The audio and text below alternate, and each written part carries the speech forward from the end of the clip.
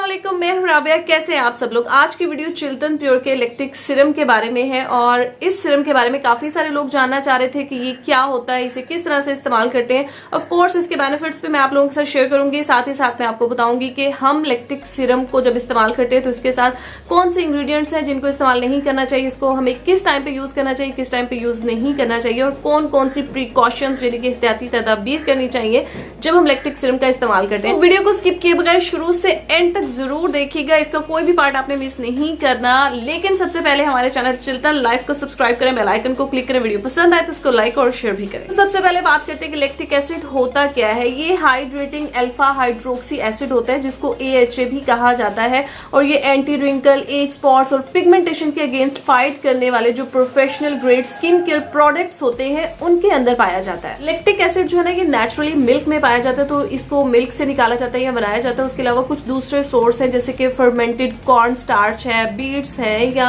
Sugar rich foods होते हैं, तो उनसे इसको बनाया जाता है। इन इंग्रेडिएंट्स की जो सिंथेटिक फॉर्म होती है वो पील्स में या सिरम्स में मौजूद होती है। अब बात करते हैं कि लैक्टिक सीरम हमारी स्किन के लिए क्या करता है। तो बहुत से फैक्टर्स की वजह से जब हमारी स्किन डल हो रही होती है, अनइवन हो रही होती है, तो ये हमारे अनइवन कंप्लेक्शन को, अनइवन स्किन टोन को जो है वो ब्राइटन अप करता है, स्मूथ करता है, फर्मर करता है, हमारे कंप्लेक्शन को इंप्रूव कर देता है, रिंकल्स को, फाइन लाइंस को खत्म करने में हेल्प करता है, जो ओपन पोर्स होते हैं उनको श्रिंक करने में काफी हद तक मदद करता है, डार्क स्पॉट्स को रिमूव करने में हेल्प करता है। और चिल्टन प्योर का ये जो एडवांस्ड फॉर्मूला है ये स्किन का जो नेचुरल मॉइस्चर होता है उसको रिटेन करता है, स्किन के अंदर लॉक करता है और स्किन को हाइड्रेशन वाले इफेक्ट्स देता है, तो इससे स्किन के ऊपर ग्लो आती है। फिर ये स्किन को एक्सफोलिएट करता है, सेल्स टर्नओवर को स्पीड अप करता है, न्यू स्किन सेल्स को रीजनरेट करता है, कोलेजन की प्रोडक्शन को बूस्ट करता है। तो अब बात करते हैं कि लैक्टिक एसिड या लैक्टिक सीरम एग्जैक्टली किस तरह से वर्क करता है। तो ये हमारी स्किन को करता है एक्सफोलिएट, हमारी स्किन की जो टॉप लेयर होती है जिसको हम एपिडर्मिस कहते हैं उसको रिमूव करता है, यानी कि स्किन से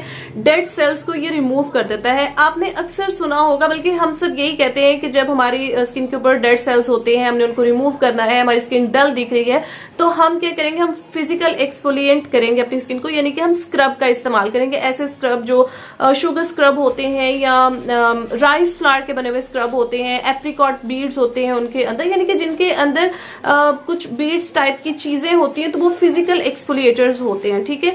बट जितने भी डर्माटोलॉजिस्ट हैं उनके मुताबिक ये हार्मफुल हैं क्योंकि ये हार्श होते हैं, ये हमारी स्किन के अंदर जो है वो कट्स डाल देते हैं जिनकी वजह से हमारी स्किन ज्यादा ऑयल प्रोड्यूस करती है, बैक्टीरियाज को कैच करती है, हमारी स्किन जल्दी जल्दी एजिंग की तरफ जाती है, हमारी स्किन जो है वो प्रॉब्लमेटिक होती है, इसी की वजह से हमारी स्किन के ऊपर एक्नी और पिंपल्स आते हैं। लेकिन स्किन को एक्सफोलिएट करना बहुत ही ज्यादा जरूरी है। तो अगर हम फिजिकल एक्सफोलिएंट का इस्तेमाल नहीं कर रहे तो फिर हम अपनी स्किन को किस तरह से एक्सफोलिएट करेंगे, तो फिर हम इस्तेमाल करेंगे केमिकल एक्सफोलिएटर। ये जो फिजिकल एक्सफोलिएटर है ये वैसे तो ऑल स्किन टाइप्स के लिए सूटेबल है, बट सेंसिटिव स्किन वालों के लिए आइडियल है, उन लोगों के लिए जिनके स्किन के ऊपर एक्नी पिंपल्स है उसकी वजह से वो अपनी स्किन को एक्सफोलिएट नहीं कर पाते, तो ये उनके लिए बहुत ही ज्यादा आइडियल है। ये क्या करता है, जब आप इसको इस्तेमाल करते हैं हमारी स्किन के अंदर जो पेनिट्रेट होता है, जज़ब होता है, तो ये हमारे पोर्स को क्लीन कर देता है, पोर्स को क्लॉग नहीं करता, इन्फ्लामेशन को रिमूव करता है।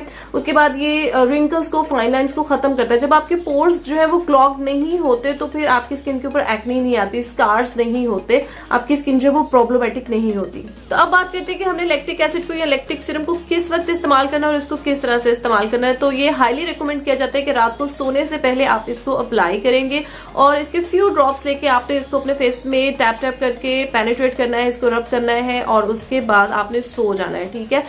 दिन के टाइम पे आप इसको बिल्कुल इस्तेमाल ना करें क्योंकि जब हम इसको मॉर्निंग में इस्तेमाल करते हैं तो सन एक्सपोजर की वजह से आपकी स्किन इरिटेट हो सकती है। वो खवातीन जो घर के काम काज करती है, यानी कि जो हाउस वाइफ वगैरह है, वो अगर इसको अप्लाई करके चूल्हे के आगे जाते हैं तो भी ये आपकी स्किन के लिए हार्मफुल हो सकता है। लैक्टिक सीरम के कुछ पोटेंशियल साइड इफेक्ट्स भी हो सकते हैं। इसको इस्तेमाल करने के बाद स्किन के ऊपर टिंगलिंग सेंसेशन हो सकती है, आपको थोड़ी सी रेडनेस या इचिंग हो सकती है, बट ये बिल्कुल नॉर्मल बात है कि थोड़ी देर के बाद सेट हो जाता है, ठीक हो जाता है। बट अगर ये बिल्कुल इंटेंस होने लगे तो फिर आप इसको इस्तेमाल करना बंद कर दें, आप अपने डर्मेट से कंसल्ट करने के बाद ही इसको इस्तेमाल करें। इसकी एहतियात ये है कि जब भी आप लैक्टिक एसिड या लैक्टिक सीरम को अपनी रूटीन में शामिल कर लेते हैं तो फिर आपने सनस्क्रीन को एसेंशियल बना लेना है। मतलब आपने सुबह उठ के सनस्क्रीन को जरूर अप्लाई करना है। उसके बाद रात को जब आप लैक्टिक सीरम इस्तेमाल करके सो जाते हैं, जब आपने सुबह उठना है तो आपने अपने फेस की क्लिनजिंग जरूर करनी है।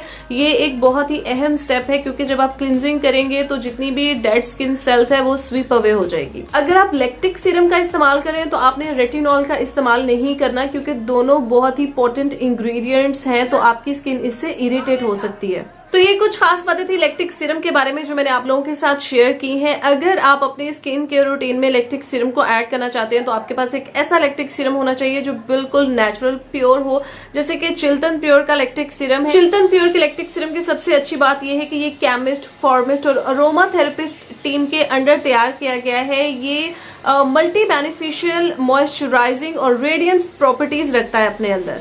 गाइस, यहाँ पर होता है मेरी वीडियो का दी एंड। आपको अगर ये वीडियो पसंद आई हो तो इसको लाइक, शेयर और सब्सक्राइब करना बिल्कुल भी मत भूलिएगा। Thank you for watching. मैं मिलूंगी अब आपको अपनी नेक्स्ट एपिसोड में। तब तक के लिए अल्लाह हाफिज।